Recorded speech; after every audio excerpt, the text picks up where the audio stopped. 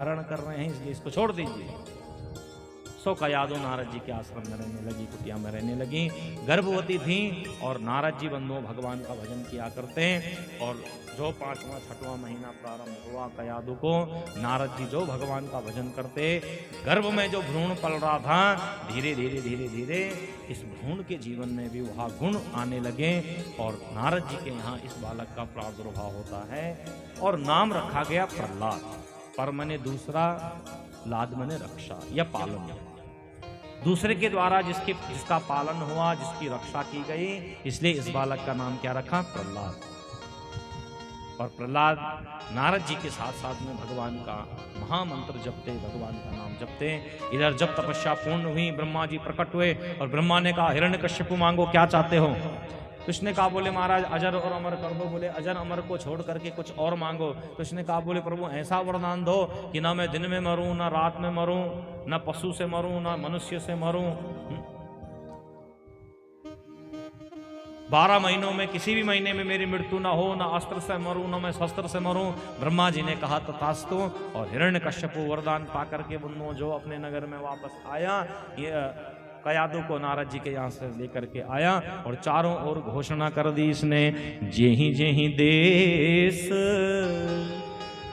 धेनु द्विज पावहीं, नगर पुरी नगर गांव पुर आग लगा। बोले जहां जहां गैयों का पालन होता हो, जहां जहां गौशालाएं हैं, सब जगह आग लगा दो। जहां जहां ब्राह्मण यज्ञ अनुष्ठान कर रहे हो उनको विध्वंस करो। नगर गांव पुर आग लगाओ। जिस गांव के लोग मेरे खिलाफ कुछ कहें उस गांव को ही जला दो। और बलात्पूर्वक बंधुओं राजा बन बैठा, सब लोगों को डराया धमकाया और 100 स्कूल एक खोला और स्कूल में आसुरी दानवी विद्या को सिखाने लगा। वहीं प्रहलाद जी को विद्यालय में भेजा, षंडामर्क को यहाँ गुरुजी स्थापित किया। और भगवान प्रहलाद जी तो भगवान के भक्त थे, प्रहलाद जी को आसुरी विद्या सिखाने लगे, लेकिन प्रहलाद जी का मन तो भगवान में लग गया था। एक दिन हिरण्यकश्यप ने प्रेम से गोदी में बिठाया और पूछा, कहा बोले बेटा आपको क्या अच्छा लगता है बताओ, क्या आपने पहले दिन स्कूल में जाकर के सीखा? क्या लगोते था भालू? प्रहलाद ने पिता की ओर देखा और अपने पिता से कहा बोले पिताजी अगर मैं सच कहूं तो मुझे भगवान नारायण का नाम बहुत प्रिय लगता है, बहुत मीठा लगता है। जो नारायण सुना क्रोध में आ गया और अपनी गोद से उठा करके पटका प्रहलाद को। अरे महामूर्ख, तो कहां से नारायण को सीख कर आ गया? विद्यालय में गया, गुरुजी को बुलाया बाहर। अरे क्या तुम यही सिखा रहे हो यहाँ? मेरा जो परम शत्रु है, परम बैरी है, उसके नाम को मेरा बालक कहाँ से सीखा? बोले महाराज हमने तो आज तक कभी सिखाए नहीं, न जाने ये कहाँ से सीख करके आ गया। बोले ध्यान रखना इस पर। अब एक दिन गुरुजी किसी कारणवश विद्यालय से बाहर गए। प्रहलाद जी ने सारे बच्चों को उठाया, सबके हाथों को पकड़ा और सबसे कहा बोले खेल भी खेलेंगे और गीत भी गाएंगे साथ में। और खेल खेलने लगे, गोल मंडलाकार करके भगवान का गीत गाने लगे, भगवान का भजन गाने लगे। हरे हरे हरे हरे नारायणा हो नारायणा, हरे हरे हरे नारायणा हो नारायणा, हरे हरे हरे हरे नारायणा हो नारायणा।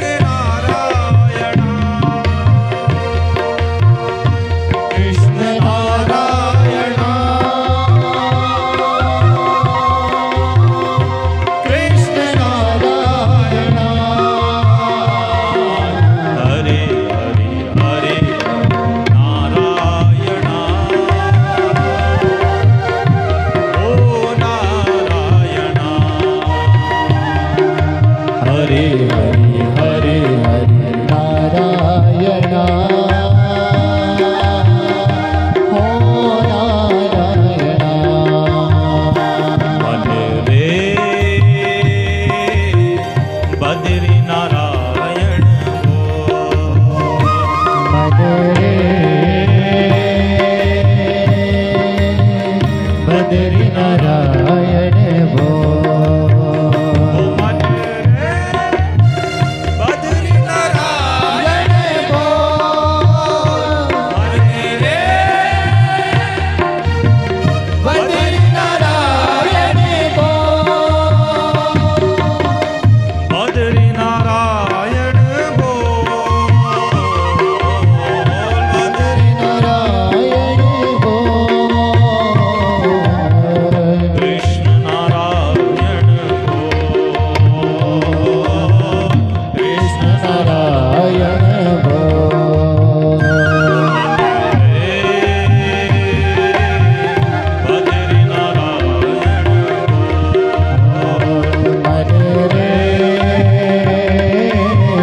बद्री नारायण भो। भगवान का महासत्संग करने लगे प्रहलाद।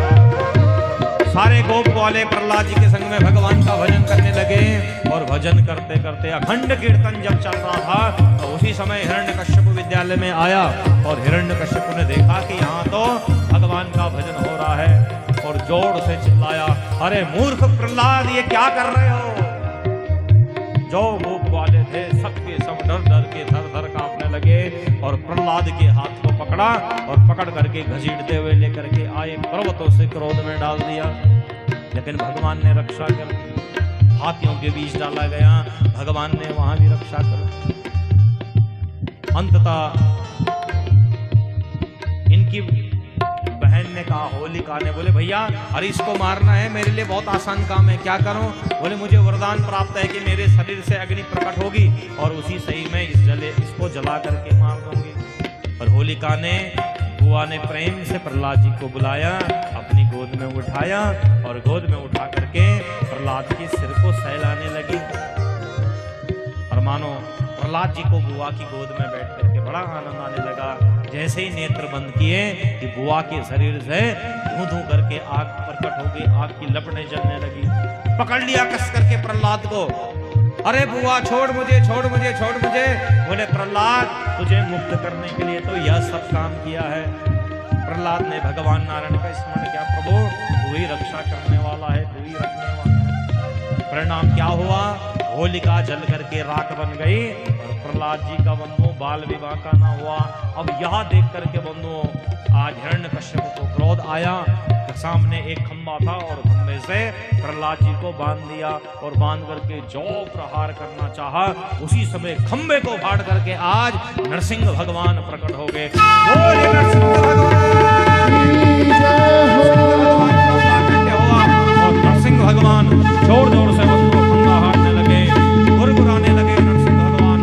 और ऐसा क्रोध आया, जैसे गुरगुराने लगे हिरण्यकश्यप धड़ धड़ कांपने लगा। सो पकड़ा और घसीट कर देहरी के पास लेकर के गए और पकड़ा। नरसिंह को देख करके हिरण्यकश्यप ने कहा, कौन है आप? बोले अभी पता चल जाएगा। बोले क्यों आए हो? बोले तुझे मारने के लिए। हिरण्य ने कहा, तुम मुझे मार नहीं सकते। क्यों? अरे मैंने सुरक्षा कवच पहले ही धारण किया हुआ है। क्या सुरक्षा कवच है? मैंने तो वरदान मांगा है कि कोई मुझे मार नहीं सकता। बोले कब? बोले न दिन में न रात में। भगवान ने कहा, देखिए संध्या का समय है, निशा आ रही है और दिन छिप रहा है। रात्रि आ रही है और दिन छिप रहा है। बोले ना मैं बाहर मरूंगा ना भीतर मरूंगा। भगवान ने कहा, इसीलिए तो देहरी पर लेकर आया हूं, न भीतर न बाहर, न अस्त्र से मरूंगा न शस्त्र से। भगवान ने अपने बड़े बड़े सिंह के नाकों को दिखाया, इन्हीं नाखूनों से तुझको मार डालूंगा। मैं 12 महीनों में किसी भी महीने में नहीं मरूंगा। भगवान ने कहा, पुरुषोत्तम मास तेरे लिए ही मैंने बनाया है। बोले न नर से मरूंगा न पशु से मरूंगा। बोले एक बार मुझे देख तो ले, आधा मनुष्य हूँ और आधा पशु बन करके आया हूँ। और इस प्रकार गुर्राते हुए भगवान ने हिरण्यकश्यप के पेट को चीर डाला और हिरण्यकश्यप बंधु मुक्त हो गया। प्रहलाद रोने लगा और प्रहलाद ने कहा, बोले प्रभु शांत हो जाइए। सबके सब भगवान की स्तुति गाने लगे। लेकिन नरसिंह भगवान का क्रोध जब शांत नहीं हुआ तो सारे देवता स्तुति करने लगे। वयम विभूति नटनाट्य गायका, सब भगवान की स्तुति गा रहे, लेकिन भगवान का क्रोध शांत नहीं हुआ। देवताओं ने कहा, मैया लक्ष्मी को बुलाते हैं और लक्ष्मी के द्वारा तो जरूर शांत हो जाएंगे ना। तो मैया लक्ष्मी आरती लेकर के आई और भगवान नरसिंह भगवान की आरती करने लगी। जय लक्ष्मी रमणा, स्वामी जय लक्ष्मी रमणा, सत्यनारायण स्वामी, जन पातक हरणा, ओम जय लक्ष्मी रमणा। हे लक्ष्मीपति, हे रमापति, आप अपने क्रोध को त्याग दीजिए, क्रोध को छोड़ दीजिए। भगवान का क्रोध बड़ा हुआ है। भगवान ने देखा नहीं कि लक्ष्मी आई, कौन आए। लक्ष्मी आरती उतारी, भगवान ने जो क्रोध किया बंधुओं, उस क्रोध की ज्वाला को लक्ष्मी भी शायद न कर पाई। कहीं स्वयं गिरी, कहीं थाली गिरी, कहीं गई। और लक्ष्मी मैया ने देवताओं से कहा, ये मेरे स्वामी नहीं है, मेरे स्वामी का तो जो स्वरूप है वो बड़ा शांत स्वरूप है। शांतम शाश्वतम प्रमेयम अनघम निर्वाण शांति प्रदम, तो बड़े शांत स्वभाव के हैं। ऐसा क्रोध स्वभाव में मैंने आज तक अपने स्वामी को नहीं देखा, अपने पति को नहीं देखा। तो देवताओं ने कहा, बोले देवी हम तो इसलिए लाए थे कि आपको देख करके मान जाएं। हाँ? अब बाहर कोई कितने बड़े साहब हों, घर में आकर धर्मपत्नी की बात तो सुननी पड़ती है। हाँ? है कि नहीं? बोले हम तो यह सोचकर आए थे कि भैया आपकी बात तो मान ही जाएंगे। मैया ने कहा, ये मेरे स्वामी नहीं है। तो हिरण्यकश्यप मर चुका था और प्रहलाद ने कहा, भगवान की ओर देखा, बोले प्रभु सारे देवता मुझे कोस रहे हैं, इसलिए हे प्रभु आप अपने शांत भाव में आ जाइए और मुझ अधमी पर आपने कृपा की है, हे प्रभु मेरी लाज रखिए। और जो इन्होंने स्तुति को गाया, भगवान के नेत्र सजल हो गए। भगवान ने प्रहलाद को अपनी गोदी में उठाया और प्रेम पूर्वक, जिसे गाय अपने बछड़े को चाटती है स्नेह पूर्वक, उसी प्रकार नरसिंह भगवान ने चाट चाट करके आज प्रहलाद को शुद्ध कर दिया। और भगवान का नाम पड़ा भक्तवत्सल। बोले भक्तवत्सल भगवान की जय। शुद्ध करके पवित्र किया। बोले बेटा मांगो, क्या चाहते हो? प्रहलाद जी ने कहा, बोले प्रभु मुझे कुछ नहीं चाहता, मैं बस यह चाहता हूँ कि मेरे पिता ने बहुत पापाचार किया, बहुत दुराचार किया, उनकी अधोगति ना हो, हे प्रभु उनको मुक्त कर देना। भगवान ने कहा, बेटा जिसकी मृत्यु मेरे हाथों से हो जाए मैं उसको मारता नहीं हूँ, मैं तो उसका तरण तारण कर देता हूँ, जन्म जन्मांतर तक उसका तारण कर देता हूँ, उसका तारण हो जाता है। तो प्रहलाद जी ने भगवान की दिव्य स्तुति को गाया और तत्पश्चात बंधुओं प्रहलाद भगवान के अनन्य भक्त होते हैं। इसी वंश में आगे जाकर के विरोचन, बलि इत्यादि उनका वर्णन आता है। भगवान का एक भक्त था जो था गजेंद्र हाथी, त्रिकुट पर्वत की तहलीटी पर रहता था। एक दिन जल पीने के लिए गया, एक मगरमच्छ ने पांव पकड़ लिया। हाथी को अभिमान था कि मेरा बड़ा परिवार है, मैं शक्तिशाली हूँ, लेकिन सब छोड़ करके जब चले गए, हाथी जान गया कि अब मृत्यु निकट है। सो कमल पुष्प उस सरोवर से निकाला सूंड में और भगवान की स्तुति को गाने लगा। सौंता सरस्वलीन गृहीत आर्तो दृष्टा गरुत पद्मति उपात चक्र मुटिक्षिप्य सामुज गंगर माह कृच्छान नारायण अखिल गुरु भगवन नमस्ते। जो भगवान की स्तुति को गाया, भगवान श्री हरि का रूप धारण करके आए और हाथी को पकड़ा, बाहर खींचा। जब बाहर खींचा तो ग्रहा भी, मगरमच्छ भी खींचा चला आया। भगवान ने अपने चक्र से मगरमच्छ को दो भागों में विभक्त कर दिया। मगरमच्छ भगवान की परिक्रमा करते हुए भगवान के बैकुंठ को चला गया। हाथी से कहा, बोले हे हाथी अब बताओ आप क्या चाहते हो, परिवार चाहते हो या बैकुंठ चाहते हो? हाथी ने कहा, बोले प्रभु मुझे कुछ नहीं चाहिए, मैं तो केवल आपका भजन करना चाहता हूँ। और भगवान का भजन करते करते मानो गजेंद्र ने भी आप अपना पंचभौतिक शरीर का त्याग किया। सुखदेव ने पूछा, ये दोनों कौन थे? तो जो बंदों जो ग्राह था, ग्राह ने मगरमच्छ। एक बार क्या हुआ कि देवल ऋषि तप कर रहे थे और इन्होंने स्नान किया, सूर्य को अर्घ्य देने लगे। हुहू नाम का एक गंधर्व था और इसने हास्य विनोदप्रद मुनि का पांव खींच करके जल में ले जाने लगे। मुनि को क्रोध आ गया। मगरमच्छ की जैसे कार्य करता है, जहां मगरमच्छ हो जाता। तो जब ये रोने लगा तो ऋषि को दया आई। ऋषि ने कहा बेटा ऐसे ही पांव पकड़ते रहना, एक दिन भगवान के द्वारा मुक्त हो जाओगे। और जो ये हाथी था ये पांडु देश का नरेश इंद्रदुम्न था।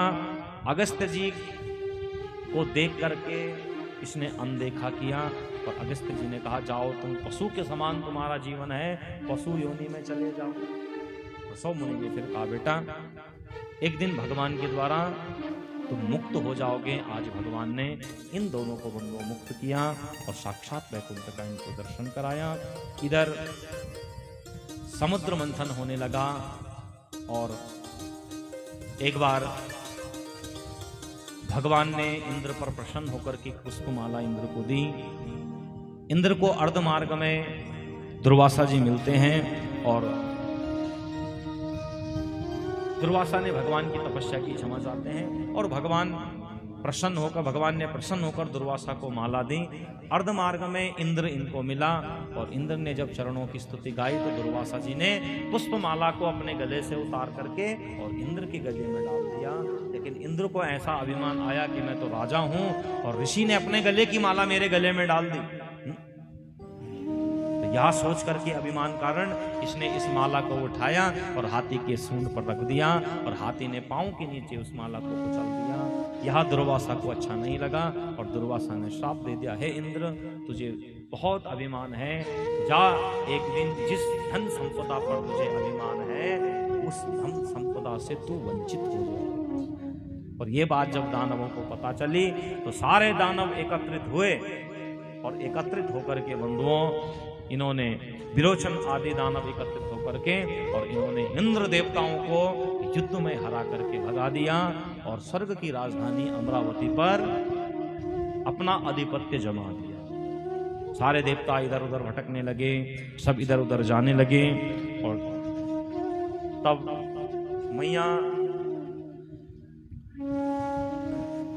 अदिति ने अपने पति से निवेदन किया और अपने पति से कहने लगी कि मेरे पुत्र इधर उधर भटक रहे हैं। इन्होंने कहा बोले देवी यदि अगर वो भगवान की शरण में जाएं तो उनका कल्याण हो जाए।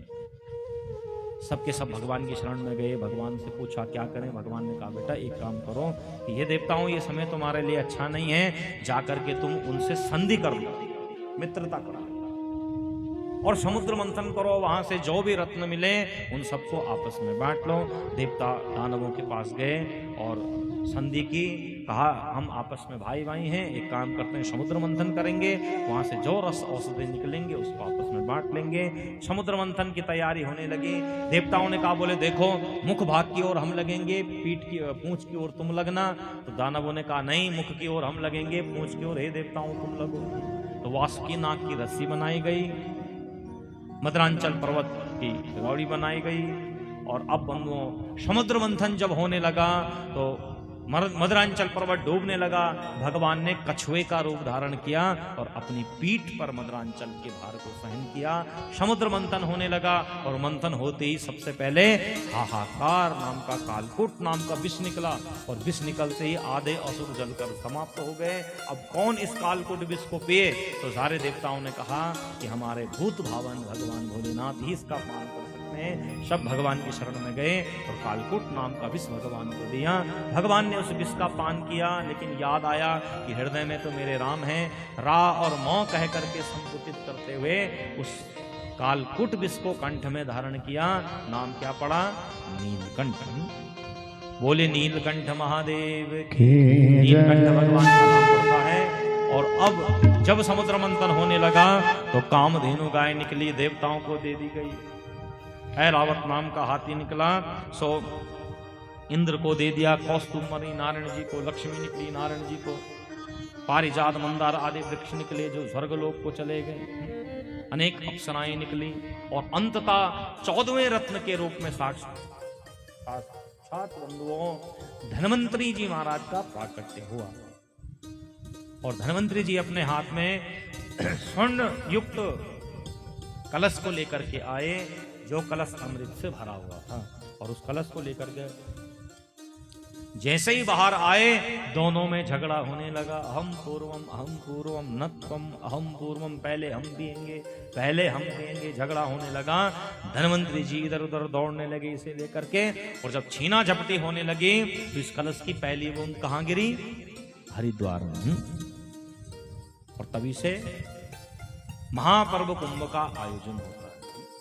12 वर्ष में पूर्ण और 6 वर्ष तो सो हरिद्वार में गिरा, प्रयागराज में गिरा, नासिक में गिरा, उज्जैन में गिरा, 4 जगह गिरता है और वहां कुंभ का महापर्व त्योहार मनाया जाता है।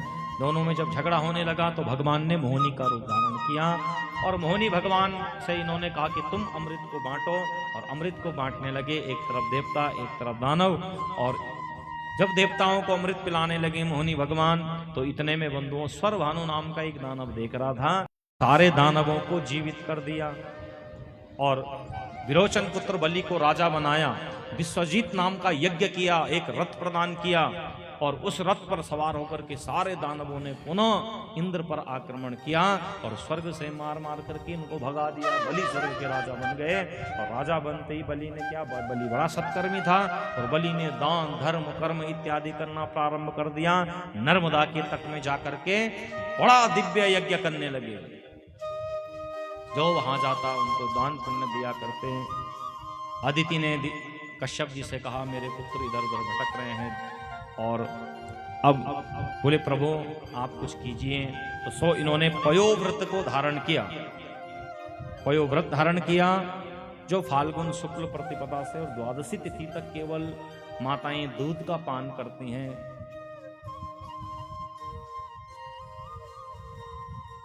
उच्च संस्कार युक्त संतान की प्राप्ति हेतु। और इनके यहाँ बंधुओं एक बालक ने भाद्रपद के महीने में जन्म लिया और जन्म लेते जो बालक छोटा था, आयु में कद में छोटा था, सो इनका नाम क्या रखा? वामन।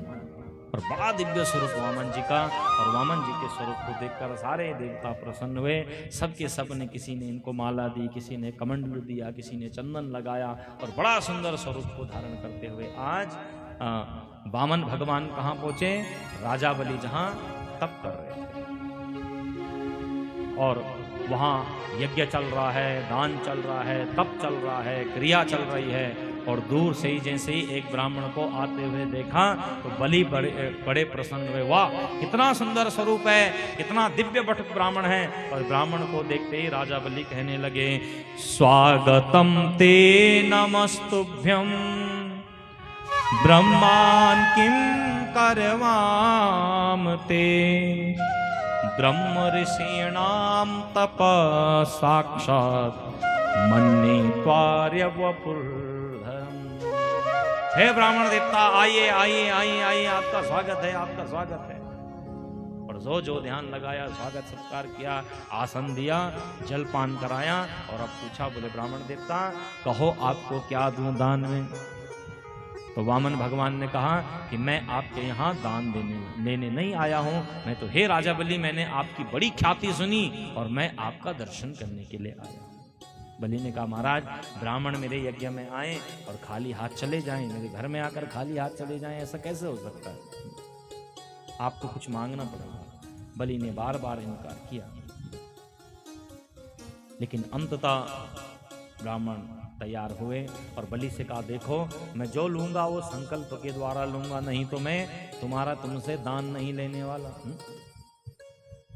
मैं तुमसे दान नहीं मांग रहा और अगर देना चाहते हो तो जैसा मैं कहूं संकल्प के द्वारा। और आज मैं तेरे द्वार में आया हूं। तेरे द्वार खड़ा भगवान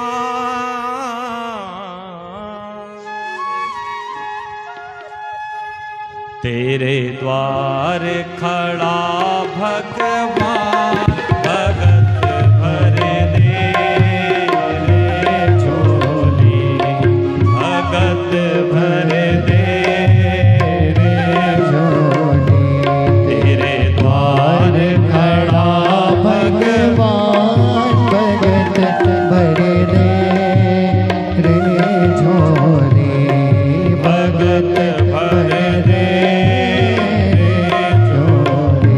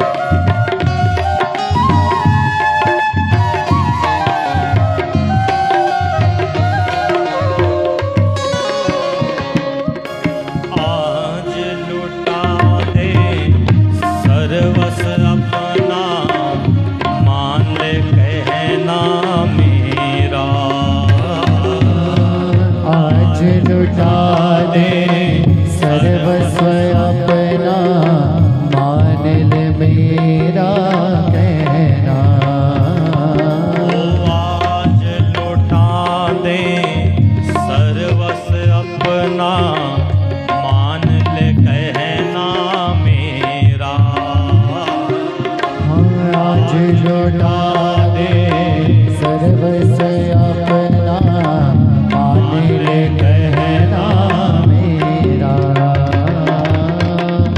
मिट जाएगा पल में तेरा, जन्म जन्म का तेरा रे, जन्म जन्म का तेरा। तो छोड़ सकल अभिमान, तू छोड़ सकल अभिमान, कि जुग जुग रहेगी तेरी शान।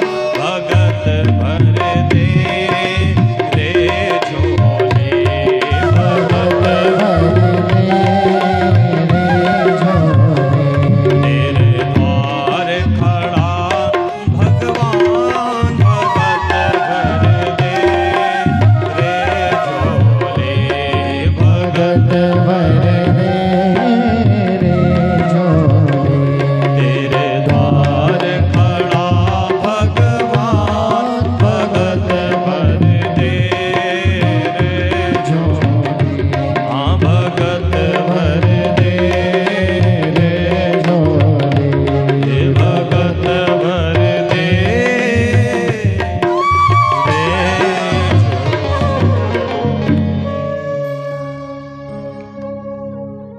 तेरा होगा बड़ा एहसान,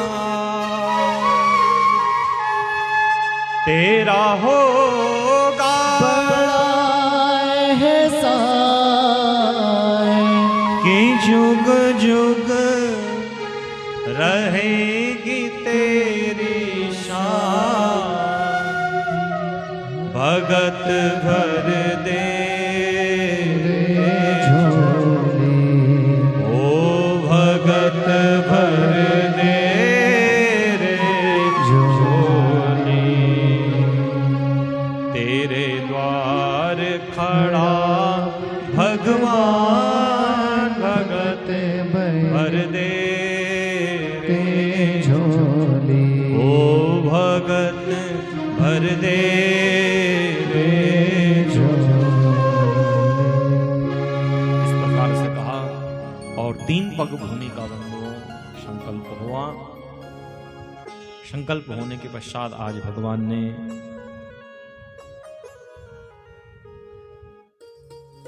3 पग से कहते हैं कि शुक्राचार्य ने रोकने का प्रयास किया, लेकिन बलि ने उनकी एक न सुनी और अंततः शुक्राचार्य को अपनी आंख खुड़वानी पड़ी।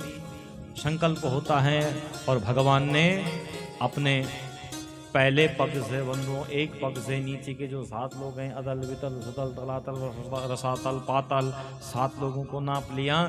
दूसरे पग से जो ऊपर के 7 लोग हैं, भूर भुआ महा जन तप और सत्य लोग, और जैसे सत्य लोग पर भगवान का अंगूठे का स्पर्श हुआ, ब्रह्मांड की कुक्षी भटी और वहां से जल की बूंदें गिरी। ब्रह्मा जी ने अपने कमंडलों में इन जल की बूंदों को रख लिया और राजा बलि से कहा, तीसरा पग कहाँ रखूं? बलि ने सिर नीचे झुकाया और भगवान से कहा, हे प्रभु, आप अपना तीसरा पग मेरे सिर पर रख दो। भगवान ने तीसरा पग बलि के सिर पर रखा, प्रसन्न हुए और बलि से कहा, मांगो क्या चाहते हो? तो बलि ने कहा, बोले प्रभु, आपका परम स्नेह मुझे मिल गया, इससे बाकी इस दास को क्या चाहिए? तो भगवान ने अपनी प्रसन्नता से सकल लोक का राज्य बलि को प्रदान किया, राजा बनाया। और बलि ने कहा, बोले प्रभु, आपसे निवेदन है कि आप मेरे यहाँ द्वारपाल बन जाओ। और अब भगवान द्वारपाल बने। इधर जब बहुत समय व्यतीत हुआ तो नारद जी लक्ष्मी जी से कहने लगे, आजकल मेरे गोविंद नारायण दिखाई नहीं देते, कहाँ हैं? बोले, ये तो मुझे भी नहीं पता। बोले, जाओ वहाँ सकल लोग जाओ और वहाँ राजा बलि के यहाँ द्वारपाल बने हैं। मैया लक्ष्मी गई और मैया लक्ष्मी ने जाकर के एक रक्षा का सूत्र उठाया, धागा उठाया और धागा उठा करके बंधुओं राजा बलि के दाएं हाथ में जब धागा बांधा तो धागा बांध करके राजा बलि से कामना की कि हे भाई हीन बुद्धो बलि राजा दानवेंद्रो महाबला, तुम बड़े दानवानी हो, बड़े दाता हो, बड़े सूर हो, बड़े दिव्य हो, और आपको मैं अपना भाई बना रही हूं। आप मेरे भाई के समान है, सदैव आपकी रक्षा हो, आप पर कोई विपदा ना आए। और रक्षा सूत्र जो हाथ में बांधा, तो बलि ने कहा, बोले बहन तू मेरी बहन बन करके आई है, कहो आपको मैं क्या दूं दक्षिणा में। जब बहन भाई के यहाँ जाती है तो भाई चाहे कुछ ना कुछ रखे, लेकिन अपनी बहन के हाथ में चाहे 1 ही रुपए क्यों ना हो, लेकिन बंधु अपनी बहन को कभी अपने घर से खाली हाथ मत जाना। हाँ, शास्त्र कहता है जिस घर की दिशाएं, जिस घर की ध्यानियां, जिस घर की बहन बेटियां प्रसन्न रहती हैं, उस घर में अन्न धन की कमी नहीं होती, उस भाई के यहाँ अन्न धन की कमी नहीं होती। जब बहन घर में आए तो जरूर उनको कुछ ना कुछ जरूर। तो बलि ने कहा, बहन मांगो क्या चाहती हो। लक्ष्मी मैया ने कहा, बोले भाई धन संपदा तो मेरे पास बहुत है, तो क्या चाहती है। बोले जो ये द्वारपाल है ना, ये बड़ा सुंदर लग रहा है मुझे, तो क्या करूं। बोले इस द्वारपाल को मुझे दे दे। बलि ने कहा तथास्तु। तो बलि यद्यपि जानता था, मैया लक्ष्मी ने भगवान के हाथ को पकड़ा और हाथ को पकड़ करके निकल गए। बोले प्रभु आप भी जहां कहां कहीं भी चले जाते हो। भगवान ने कहा, बोले देवी यह सब तो यही तो प्रेम का बंधन है। रही मन धागा प्रेम का मत तोड़ो चटकाए, टूटे से जुड़े नहीं जो जुड़े तो गांठ पड़ी जाए। भाई और बहन का जो स्नेह है, जो ना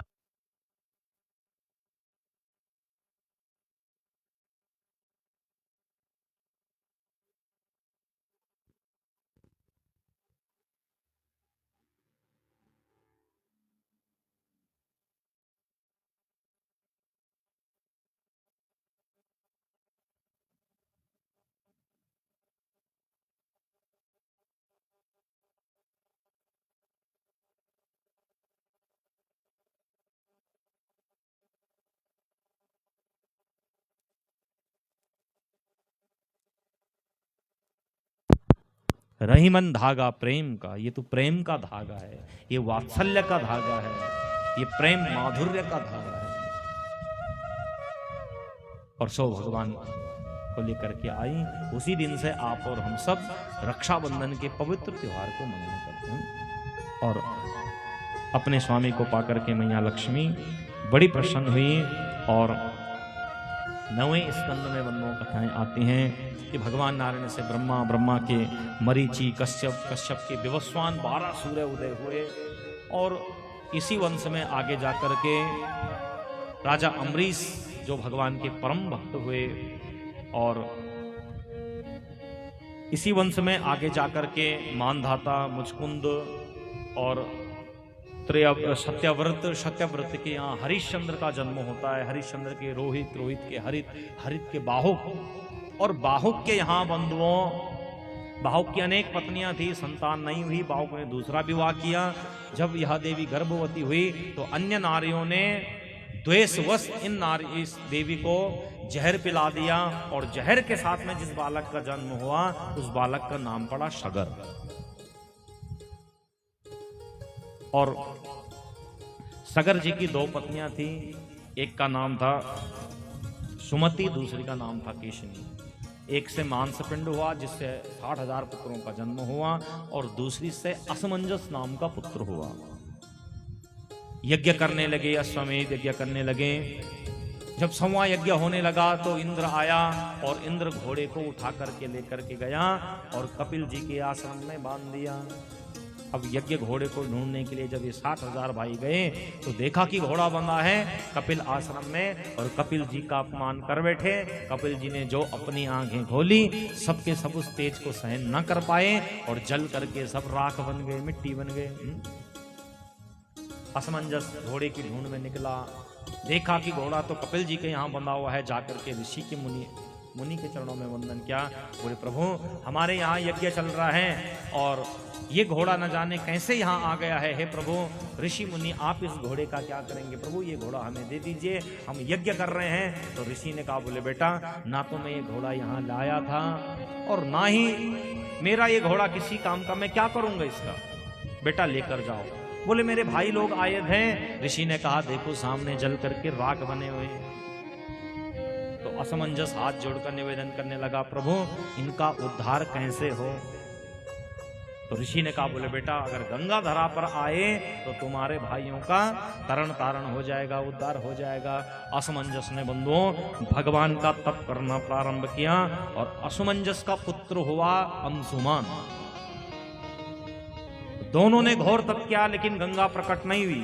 और अंशुमान का पुत्र हुए दिलीप और दिलीप के पुत्र हुए भगीरथ जी महाराज।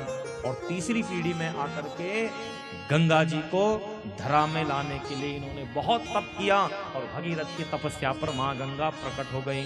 और जो गंगा प्रकट हुई तो भगीरथ ने कहा, बोले मैया आप चलिए। लेकिन गंगा मैया ने कहा, बोले मेरे वेग को धरा सहन नहीं कर पाएगी, इसलिए शिव स्तुति को गाओ। और भगवान शंकर की स्तुति को गाया गया। आज गंगा ब्रह्मा जी के कमंडलू से भगवान शंकर की जटा में आई, नाम पड़ा जटा शंकरी।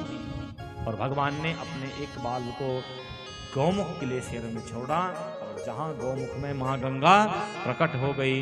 बोलिए गंगे मैया की जय हो। मां गंगा प्रकट हो गई। आगे आगे भगीरथ जी चलने लगे और पीछे पीछे गंगा जी आने लगी। आते आते आते आते मार्ग में एक जन्नू ऋषि की कुटिया थी और गंगा इसको भागीरथ इसको बहा कर ले जाने लगी। ऋषि को आया क्रोध और ऋषि ने इसका पान कर लिया। भगीरथ ने पीछे मुड़कर देखा तो जल दिखा नहीं। सो निवेदन किया चरणों में और जन्नू जी ने अपनी जंगा पर प्रहार किया और प्रहार करने के पश्चात जंगा से भागीरथी को बाहर निकाला और नाम पड़ गया जाह्नवी।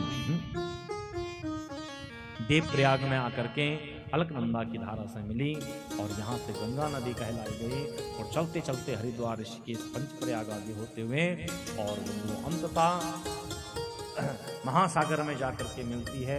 सागर जी के पुत्रों का मां गंगा ने उद्धार किया।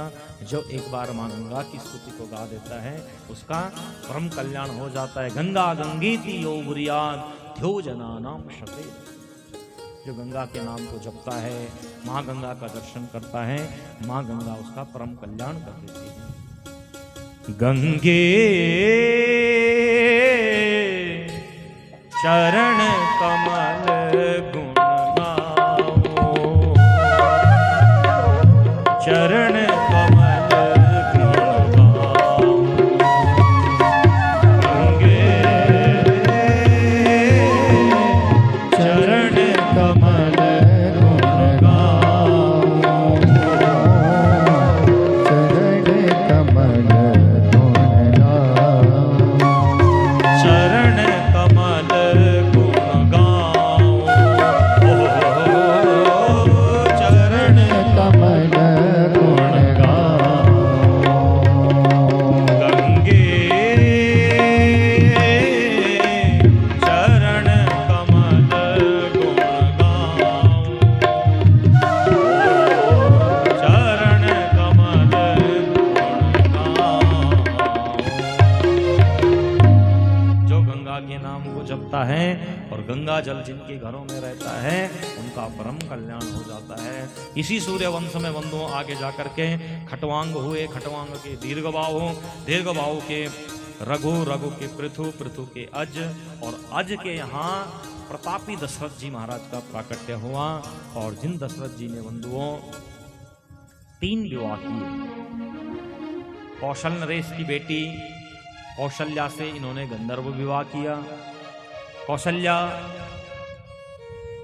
मन ही मन प्रेम करती थी दशरथ को। दशरथ उस समय बड़े प्रतापी राजा थे और इनके प्रताप को देख करके प्रेम किया करती थी।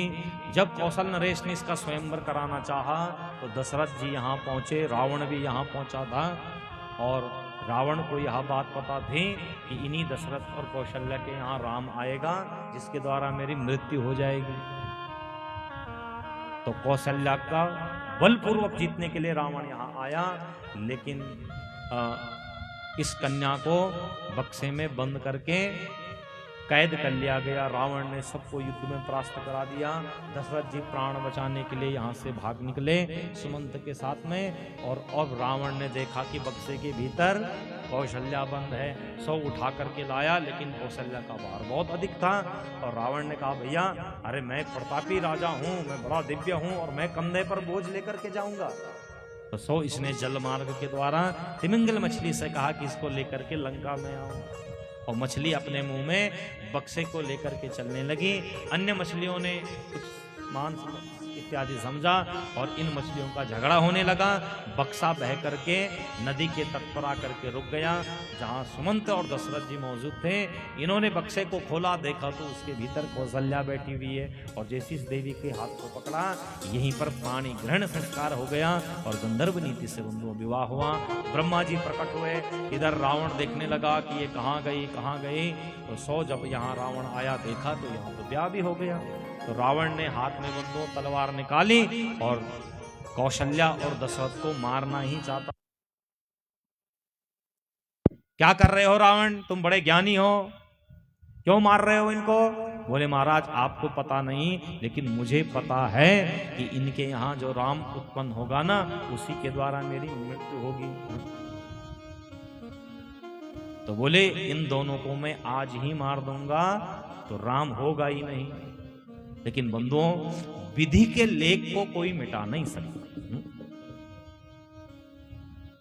ब्रह्मा जी ने कहा तुझे डर राम से है ना? बोले हाँ। इन दोनों से तो नहीं है? बोले नहीं। तो ब्रह्मा जी ने कहा हे रावण, मैं तुम्हें सौगंध देता हूं कि जाओ इनके यहां संतान होगी नहीं। बोले प्रभु ठीक है। बोले तथास्तु।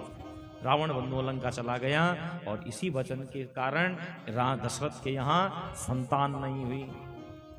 दशरथ ने दूसरा विवाह किया, उसकी भी संतान नहीं हुई। दशरथ जी ने तीसरा विवाह किया, उससे भी संतान नहीं हुई। तो एक दिन गुरु जी के यहाँ गए और गुरु जी के यहाँ जाकर के गुरुपुत्र ने देखा, दशरथ को देख करके रोने लगा और दशरथ से कहने लगे हे राजा दशरथ, तुम मेरे पिता के यजमान हो, लेकिन अब आगे आपकी संतान है नहीं, मैं किसका पुरोहित बनूंगा, मैं किसका गुरु बनूंगा। दशरथ को बड़ा दुख हुआ, बड़ी पीड़ा पहुंची और गुरु की शरण में जाकर के कहा बोले प्रभु गुरु गृह गए हूं तो रौत मही पाल, विनय नांग कर विनय विशाला। रोने लगा। बोले गुरुदेव कुछ कीजिए, अब मेरी वृद्ध अवस्था निकट आ चुकी है, लेकिन घर में संतान नहीं है, कौन राजा बनेगा, कौन हमारा तरण तारण करेगा, मैं क्या करूं। रोने लगा। तो वशिष्ठ जी ने कहा बोले बेटा चिंता मत करो, हम यज्ञ करेंगे और ऐसा यज्ञ होगा कि जिस यज्ञ से तुम्हारे यहाँ पुत्र होगा। यद्यपि दशरथ जी की एक बेटी हुई थी जिसका नाम था शांता, और इनके मित्र थे राजा रोमपाद, उनकी संतान नहीं थी, तो इन्होंने प्रेमवश इस कन्या को राजा रोमपाद को दे दिया शांता। लेकिन पुत्र जब नहीं हुआ तो बोले बेटा चिंता मत करो। और 100 बंधुओं कहा कि हम यज्ञ करेंगे, लेकिन संतान के लिए यज्ञ, पुत्र प्राप्ति के लिए, पुत्रेष्टि यज्ञ के लिए तो हमें श्रृंगी ऋषि को बुलाना पड़ेगा जो जंगल में रहते हैं। तो कैसे बुलाए जाए उनको? तो बोले एक काम करो, कुछ नारियों को भेजो और उन नारियों को देख करके वहाँ उनके संग संग में आएंगे और सो अपनी बेटी का ब्याह उनसे कर लो। और शांता का विवाह श्रृंगी ऋषि से कर दिया गया, ऋषि श्रृंगी से। और तत्पश्चात बंधुओं यज्ञ होने लगा। श्रृंगी ऋषि वशिष्ठ बुलावा, पुत्र काम शुभ यज्ञ करा। पुत्र यज्ञिष्टि यज्ञ होने लगा। और जब पुत्र यज्ञिष्टि यज्ञ हुआ तो खीर की जो हवन की जो पायस थी तीनों रानियों को दे दी गई। छोटी रानी की से चील लेकर के गई, दोनों रानियों ने इनको दिया। उभया भाग आधा कर लीना, इसलिए इसकी 3 छोटी रानी की 2 संतान हुई। और समय आया बंधुओं, तीनों रानियां गर्भवती हुई और सुंदर चैत का महीना आया। नौमी तिथि मधुमास पुनीता, नौमी तिथि मधुमास पुनीता, शुक्ल पक्ष अविजित हरि प्रीता, शुक्ल पक्ष अविजित हरि प्रीता।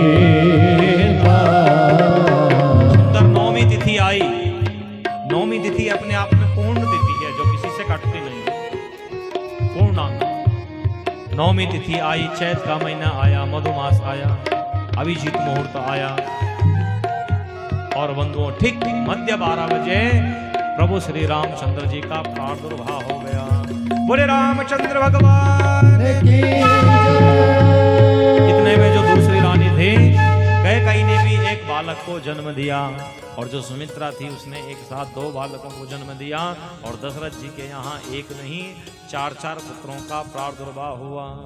जो आनंद सिंधु सुख राशि, जो आनंद सिंधु सुख राशि, करते लोक सुपासी, करते लोक निवासी। जो आनंद सिंधु सुख राशि सी करते त्रैलोक। बड़ा आनंद बंधु दशरथ जी को आया। गुरु विश्वामित्र जी को बुलाया और नामकरण होने लगा। पहले बड़े बालक का नाम रमन्ति योगिना स्मरन्ति रामा। बड़े बालक का नाम क्या रखा? राम। योगियों के हृदय में निवास करने वाले बालक का नाम क्या रखा? राम। राम जी के बाद दूसरे बालक का नामकरण होने लगा। राम जी के बाद दूसरा कौन था? बड़ा कौन था आयु में? राम जी के बाद कौन थे? भरत जी। हाँ, विश्व भरण ताकर कर जोई, ताकर नाम भरत अस होई। जिनके द्वारा संपूर्ण विश्व का भरत पोषण किया जाता हो या जिनकी शरणागति में सबका भरण पोषण होता हो, ऐसे इस बालक का नाम क्या रखा? भरत। भरण पोषण करने वाला भरत पोषण करने वाला भारत। भरत दिन का नाम रखा और जिनके जीवन का एक लक्ष्य हो भगवान की प्राप्ति, भगवान की सेवा, उस बालक का नाम रखा लक्ष्मण। जाके सुमिरन तेर पुनासा, नाम शत्रुघ्न वेद प्रकाशा। जिनका नाम स्मरण से शत्रुओं का विनाश हो जाता है, इसे चौथे बालक का नाम क्या रखा? शत्रुघ्न। और अब एक दिन गुरु विश्वामित्र जी आए और दशरथ जी से कहा, इन दोनों बालकों को मुझे दो, क्योंकि यज्ञ पर अनेक प्रकार के सुबाव, ताड़िका आदि असुर आकर के यज्ञों को विध्वंस कर रहे हैं। और पुत्र लालसा में दशरथ जी इनको टालने का काम करने लगे, लेकिन विश्वामित्र जी ने समझाया। दोनों बालकों को लेकर के गए अपनी शरणागति में, धनुर विद्या सिखाई, ताड़िका स्वभाव इनका वध किया। गौतम ऋषि के आश्रम में गए, गौतम नारी अहिल्या का उद्धार किया और जाकर के बंधुओं जनक जी के संशय को दूर किया, धनुष को तोड़ा, जानकी के संग में ब्याह हुआ और ब्याह होने के पश्चात प्रभु श्री राम आते हैं और माँ जानकी के संग में फिर एक दिन मैया के कई वरदान मांगती है और वर मांगती है कि राम को 14 वर्ष का वनवास और मेरे पुत्र को राजतिलक। और राम ने उसी समय अपने राजसी वस्त्रों का त्याग किया, रथ में सवार हुए और मैया जानकी प्रभु श्री राम के संग में आए, लक्ष्मण जी राम के संग में आए और आज भगवान ने बंधु अपनी अयोध्या नगरी को छोड़ करके वन की ओर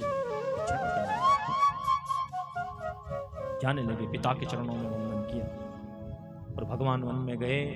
यहाँ भीलों की नगरी में जाकर के उन्होंने बड़ा स्वागत सत्कार भगवान का किया। पंचवटी में जाते हैं और जहाँ जाकर के मारी छल कपट करता है और रावण जानकी का हरण कर देता है। चातुर्मास लग जाता है, भगवान बैठ करके माँ जगदम्बा की स्तुति करते हैं। वहीं हनुमान जी के द्वारा सुग्रीव के संग में भगवान की मित्रता होती है और जाकर के बाली का हरण कर बाली को मारते हैं, बाली का वध कर देते हैं। और फिर जब चातुर्मास समाप्त होता है तो सारी बानरी सेना को चारों दिशाओं में भेजते हैं कि कहाँ जानकी गई। इधर गरुड़ ने रावण के साथ में युद्ध किया, गरुड़ का भगवान ने अंत्येष्टि की। गरुड़ के भाई संपाति ने कहा कि बोले हे प्रभु, वहाँ रावण त्रिकुट पर्वत पर लेकर के गया है और अब वहाँ लंका में कौन जाए। तो वहीं हनुमान जी थे, अंगद जी महाराज थे, वृक्षराज जामवंत थे, समुद्र के तट पर पहुंचे और वहां जाकर के कहने लगे भैया कौन अब लंका जाए, क्योंकि यहाँ तो समुद्र मार्ग है और लगभग 1300 किलोमीटर दूर कौन यात्रा करेगा। अंगद ने कहा मैं जा सकता हूँ लेकिन आ नहीं सकता। हनुमान जी बाल्यावस्था में उछल कूद करने के कारण सप्त ऋषियों ने इनको अपना बल पराक्रम भूलने का श्राप दिया था। तो ऋक्षराज जामवंत ने कहा देखो मैं चला जाता लेकिन मैं बूढ़ा हो चुका हूं, तो कौन जाए। इतने में जामवंत जी जानते कि हनुमान जी बड़े बलशाली हैं, बड़े शक्तिशाली हैं। तो सो इन्होंने आज हनुमान जी से कहा कहीं रीछ पति सुन हनुमाना, कहीं रीछ पति सुनो हनुमाना, का चुप साधे रहे वो बलवाना, का चुप साधे रहे वो बलवाना, पवन तनय बल पाल समाना, पवन तनय बल समाना, होते विवेक विज्ञान निधाना, होते विवेक विज्ञान निधाना, होते विवेक विज्ञान निधाना, होते विवेक विज्ञान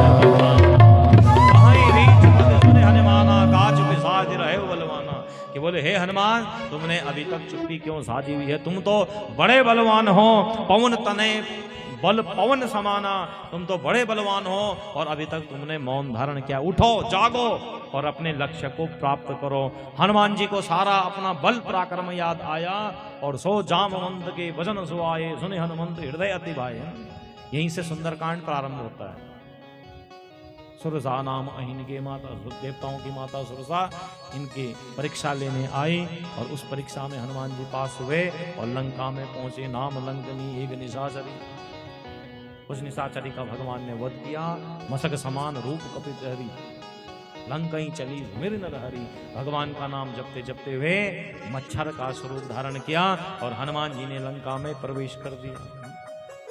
जब लंका में प्रवेश किया तो सबसे पहले जानकी मैया को ढूंढा और जानकी मैया को ढूंढ करके राम जी की जो राम नाम रूपी अंगूठी थी वह प्रभु मुद्रिका मेली मुख माई, वह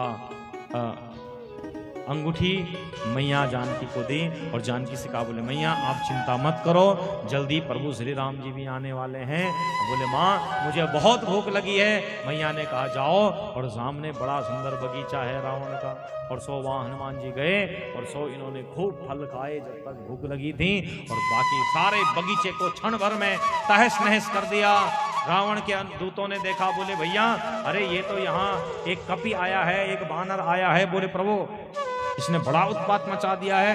सो पकड़ करके बंधुओं इसको लेकर के गए और रावण के सामने लेकर के चले गए। तो रावण ने कहा इसको मार दो। विभीषण जी ने कहा बोले नहीं, किसी के दूत को मारा नहीं जाता तो क्या करें। बोले इसकी पूंछ पर आग लगा दो। रहा न नगर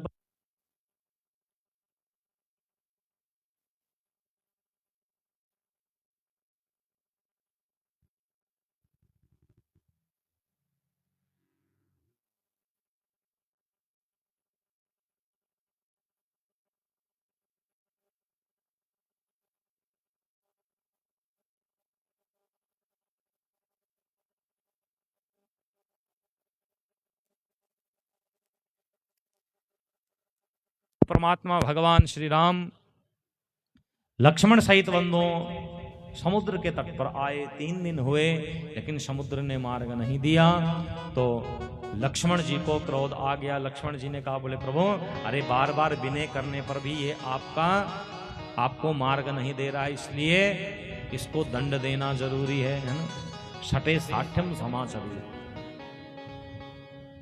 मूर्खों को पहले समझाओ और समझ कर के भी जो ना समझे तो बंधुओं भय दिखाना भी बहुत जरूरी होता है, डर का होना बहुत जरूरी है। तो बोले प्रभु आप 3 दिन हो गए विनय करते करते हुए, धनुष बाण निकालिए अपने। और जो धनुष बाण निकाला, विनय न मानत जलद जड़े, गए 3 दिन बीते, बोले राम सकोप तब, भय बिन हो न प्रीत। बोले प्रभु भय बिन प्रीत नहीं होगी। लक्ष्मण बाण सरासर आन, 100 बार वृषभ कृषाण, 100 बार वृषभ कृषाण। जो बाण चढ़ाया गया समुद्र चरणों में गिर पड़ा, बोले प्रभु क्षमा कीजिए, तुम्हारे साथ में जो नल नील हैं उनके द्वारा स्पर्श किया हुआ पत्थर जल में डूबेगा नहीं। 5 दिन में बंधुओं 100 योजन पुल को बनाया और भगवान पहुंचे कहाँ? लंका में। और लंका में जाकर के युद्ध होने लगा और जहां जाकर के बंधुओं अब इन्होंने कुंभकर्ण, रावण इत्यादि को मार करके अग्नि परीक्षा जानकी की विभीषण जी को यहाँ का राजा बनाया और 100 अयोध्या पहुंचे। भरत जी ने प्रभु श्री राम के चरणों में अपने सिर को झुकाया, राम जी को राजा बनाया। एक धोबी के कहने पर आज प्रभु श्री राम ने जानकी का त्याग कर दिया। कुछ समय के बाद एक पुत्र लव हुआ। लव का जब लव खेलने गया मिला नहीं, तो फिर कुश हुए, कुशा से जिनका निर्मित किया गया और दोनों पुत्र बड़े पराक्रमी हुए। और कहते हैं कि राम जी को भी इन्होंने युद्ध में हरा दिया।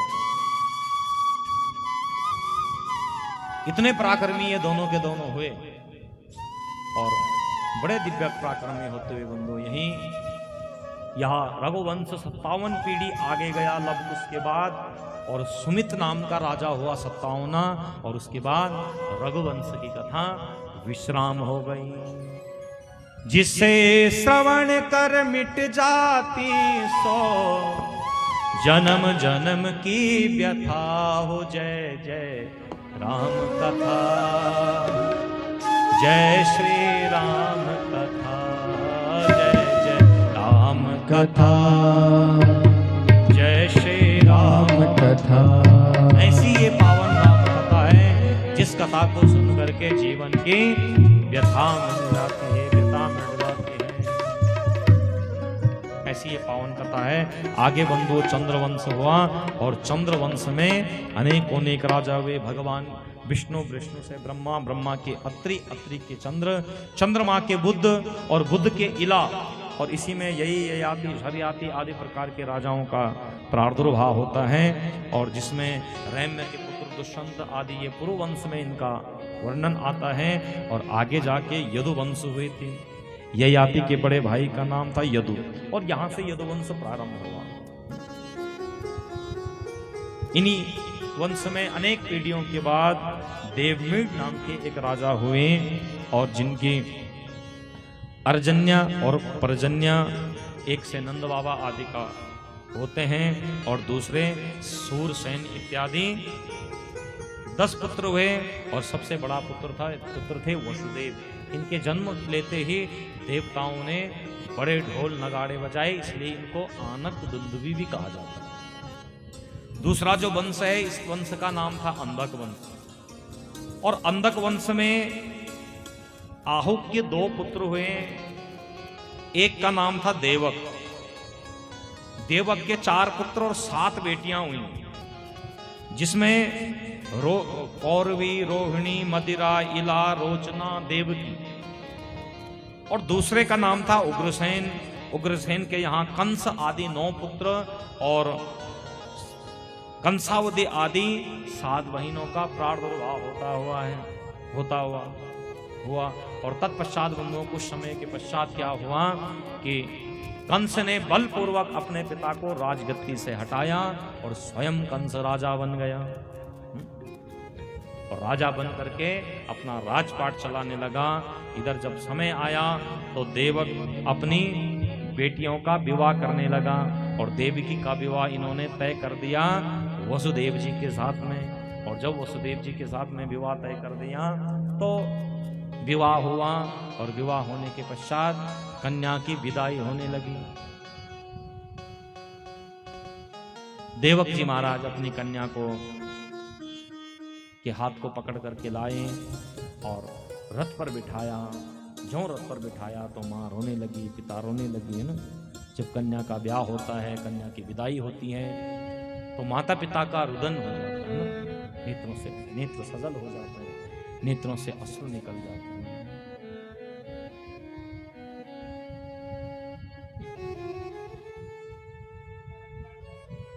नेत्र सजल हो गए।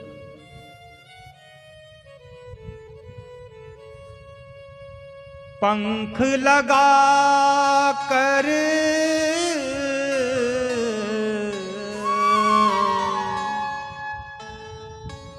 हुई बेगानी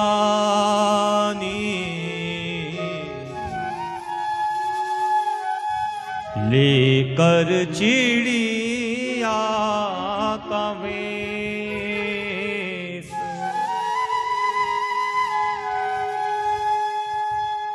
बेटी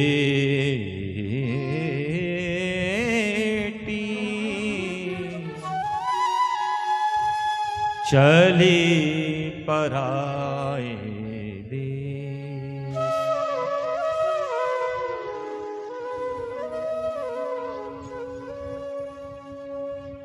पंख लगा कर हुई बेगानी लेकर चिड़िया का भेष, बेटी चली पराए देश। बेटी पराए देश जाने लगी, बेटी की विदाई होने लगी। देवक जी रोने लगे, पिता रोने लगे, माँ रोने लगी, सबके नेत्र सजल हो गए। यहां तक कि कंस भी रोने लगा, रुदन करने लगा और हाथ पकड़ करके अपनी बहन को रथ में बिठा करके विदा करने लगा। जैसी विदा करने लगा बंधुओं, उसी समय आकाशवाणी हुई और आकाशवाणी ने कहा, हे कंस, जिस बहन को तू इतनी स्नेह से विदा कर रहा है, इतने प्रेम से विदा कर रहा है, उसके अष्टम गर्भ से जो सपुत्र उत्पन्न होगा उसके द्वारा तेरी मृत्यु हो जाएगी। जो कंस ने ऐसा सुना, क्रोध की सीमा बढ़ गई, नेत्रों से अग्नि प्रकट होने लगी और 100 बंधुओं म्यान से तलवार को निकाला और तलवार निकल करके आज देवकी के केसों को पकड़ करके रथ से नीचे उतारा और जो मारने के लिए उद्धत हुआ, वसुदेव जी ने हाथ पकड़ लिए, बोले भैया आप क्या कर रहे हैं, ये आपकी बहन है, ये आपकी छोटी बहन है, आप क्या कर रहे हैं। कंस ने कहा, हे वसुदेव, आपने भी आकाशवाणी नहीं सुनी। बोले प्रभु मैंने आकाशवाणी सुनी, लेकिन आपको जो भय है वो तो 8वें गर्भ से है ना, अरे इससे थोड़ी भय है तुम्हें, आप छोड़ दो, ये आपकी बहन है। और विवाह के जोड़े में किसी का वध नहीं किया, ये आपकी बहन, छोड़ दी। बोले मैं वसुदेव सौगंध लेता हूं कि हमारी जो भी संतान होगी भैया, हम आपके हाथों उनको सौंप देंगे, इसलिए क्षमा कर दो आप। कंस जानता था कि वसुदेव जी वचनों की बड़े पक्के हैं। सो इन्होंने इतना कह करके छोड़ दिया। अब बंधुओं समय आया, अब देवकी गर्भवती हुई, कंस ने इन दोनों को कारागार में डलवा दिया। जो कारागार में डाल दिया, एक बेटा हुआ और उसको लेकर के कंस के पास गए और कंस ने पहले तो इनकार कर दिया कि बोले भैया मुझे तो जो भय है वो अष्टम पुत्र से है, इसलिए इसको छोड़ देता हूँ। इतने में नारद जी महाराज ने कंस को समझाया और एक फूल उठाया जिस पर 8 पंखुड़ियां थी। बोले हे कंस, आप इनको 1 से 8 तक गिनो। 1 से 8 गिना, अब 8 से आप 1 तक गिनो, फिर 1 से 8 गिना गया और कंस की मत्ती बौरा गई। पहला 8वां हो गया, 8वां पहला हो गया। बोले कुछ भी हो सकता है। तो कंस ने कहा अच्छा, ऐसा संशय जीवन में रखना ही क्यों है जब कुछ भी हो सकता है। सो उठाया और पत्थर से पटक करके मार दिया। 1 मारा, 2, 3, 4, 5, 6 बालकों को मार दिया। 7 के रूप में 7 बंधुओं शेषनाग के अवतार बलदाऊ जी आते हैं और जिनको संकर्षण के द्वारा रोहिणी के गर्भ में बंधुओं स्थापित कर दिया। अब 8वां गर्भ की बारी आई, दोनों को कारागार में डाला गया है। सारे देवता इत्यादि सब भगवान की स्तुति गा रहे हैं। बोले हे प्रभु अब रक्षा करो, रक्षा करो, हे प्रभु अब हमसे ये पापाचार सहन नहीं हो सकता, इसलिए प्रभु रक्षा करो अब हमारी, जल्दी अवतार लो। भगवान ने कहा चिंता मत करो। और अब की बार साक्षात मेरे गोविंद बंधो मैया देवकी के गर्भ में पहुंचे। और जो गर्भ में पहुंचे मैया देवकी का जो स्वरूप था वो बड़ा दिव्य स्वरूप हो गया और इतना दिव्य स्वरूप आ गया, चेहरे की लालिमा छा गई और दोनों को कारागार में डाला गया।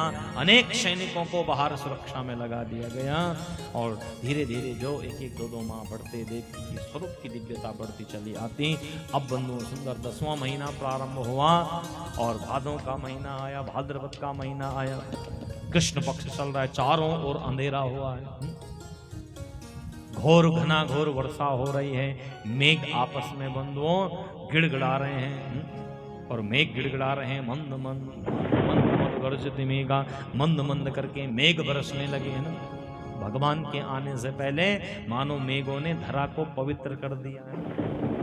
आज भी भगवान ने स्वयं प्रकट होने से पहले दिन में 1 घंटा मूसलाधार बारिश किया और समस्त भूमि को पवित्र कर दिया कि अब मेरा प्राकट्य होने ही वाला है।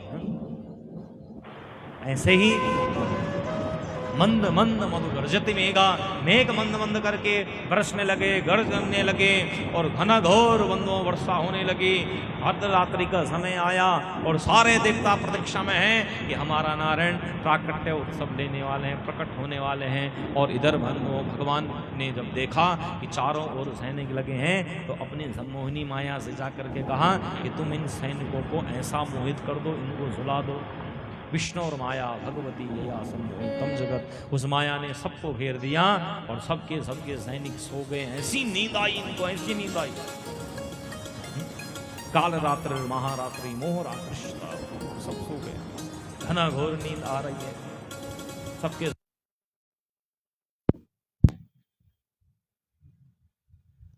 सबको नींद आ रही है, सबके सब सोए हुए हैं। और ठीक बंधुओं जैसे ही 12 बजने को हैं, सारे देवता भगवान का स्वागत करने लगे और स्वागत करते करते करते स्वागतम कृष्णा स्वागतम कृष्णा स्वागतम कृष्णा सुस्वागतम पाहि। आइए आप सब लोग भी गाइए और भगवान का स्वागत कीजिए।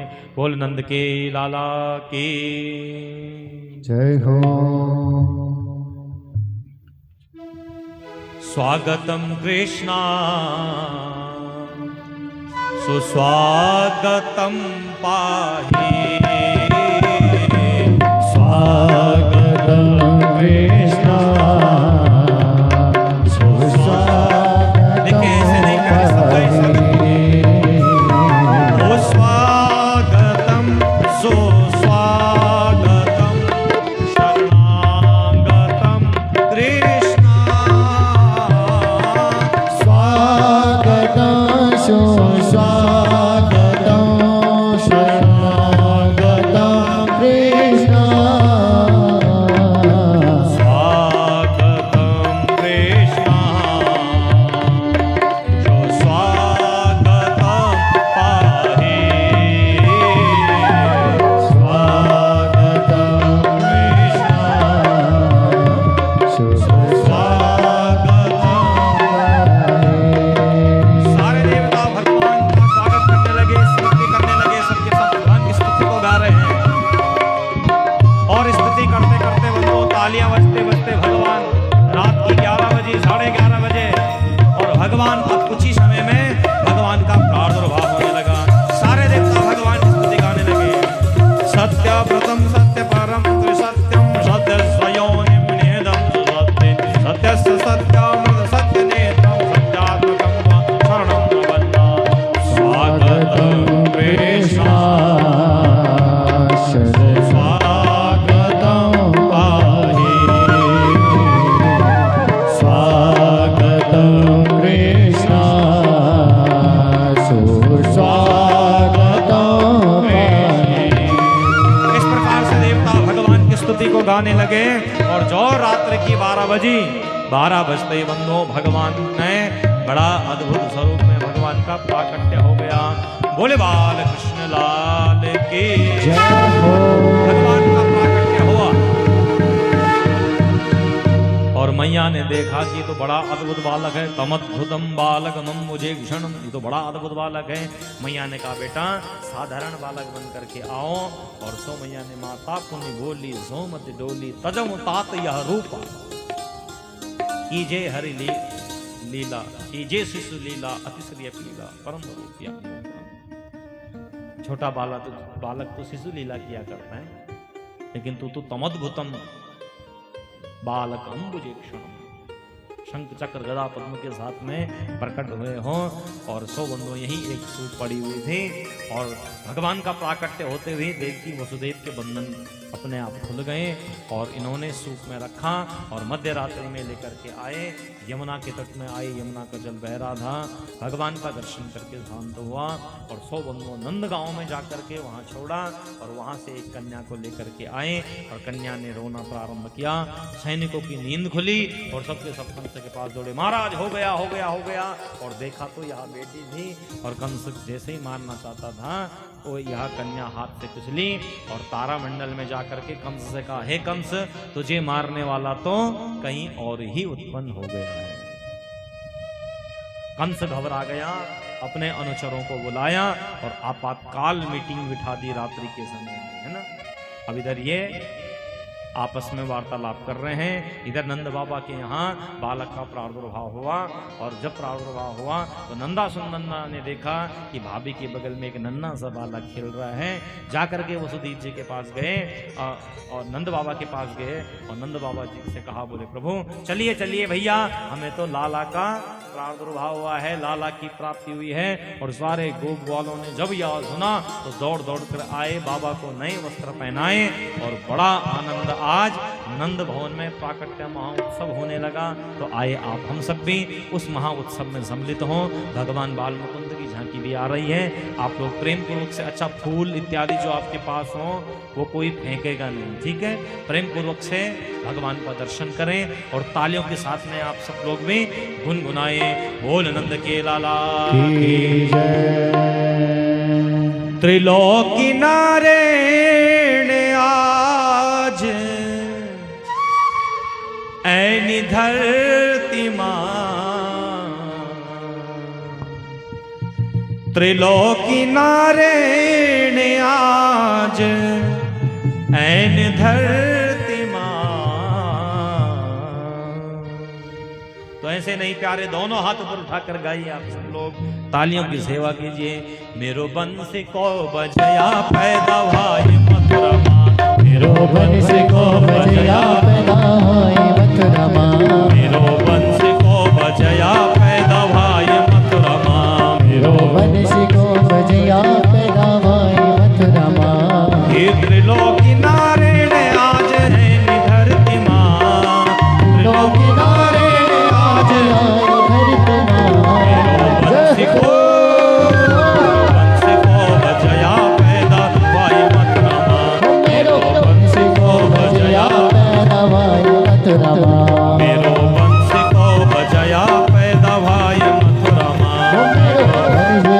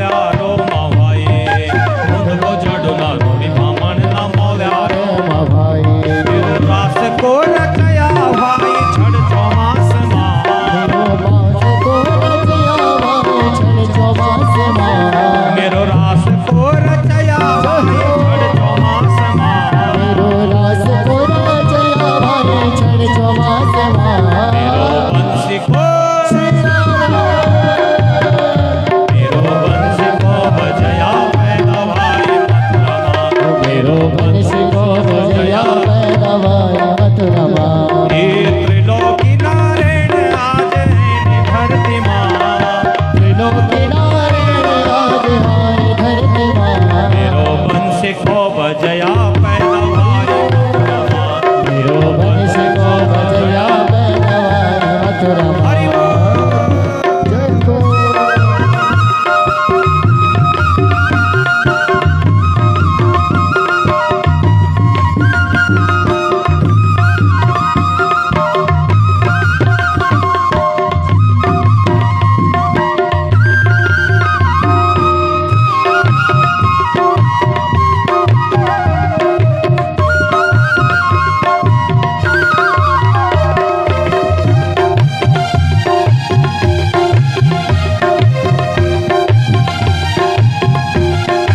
शहर बाजार न गाँव गाँव न पणो में पैदवाए शहर बाजार न गाँव गाँव न ओ शहर बाजार न गाँव गाँव न पणो में पैदवाए सर्वधर मनो गलो मेरो दास को रचया भाई जिन जंजाल मेरो दास को रचया भाई जिन जंजाल मेरो बंसी को हरि बंसी को बजया पैदा भाई मथुरा मेरो बंश को बजया पैदवाए मथुरा मेरो बंसी को बजया मथुरा हो मेरो बंश को बजया पैदवाए मथुरा मेरो बंश को बजया पैदवाए मथुरा मेरो बंश को बजया पैदवाए मथुरा ये त्रिलोकी नारायण धरती माँ त्रिलोकी नारायण आज आए मथुरा बजया पैदा भाई मथुरा ओ मेरो बंश को बजया पैदवाए मथुरा मेरो बंश को बजया पैदवाए मथुरा मेरो बंश को बजया पैदवाए मथुरा बोल नंद के लाला की जय हो बंधु ऐसे नहीं दोनों हाथों से ताली बजाते हुए और झूमते हुए बड़े प्रेम से आप सबको गाए ये जन्म लेने द्वारिका नारायणा जन्म लेनी छल बली नारायणा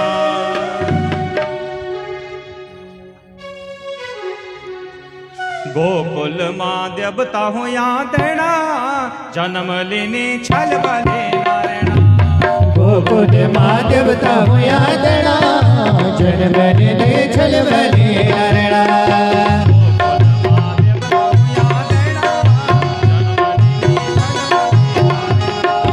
गोकुल माँ देवता हुआ देना जन्म लेनो छल बली नारायणा जन्म लेनी द्वारिका नारायणा जन्म लेने द्वारिका नारायणा जन्म लेनी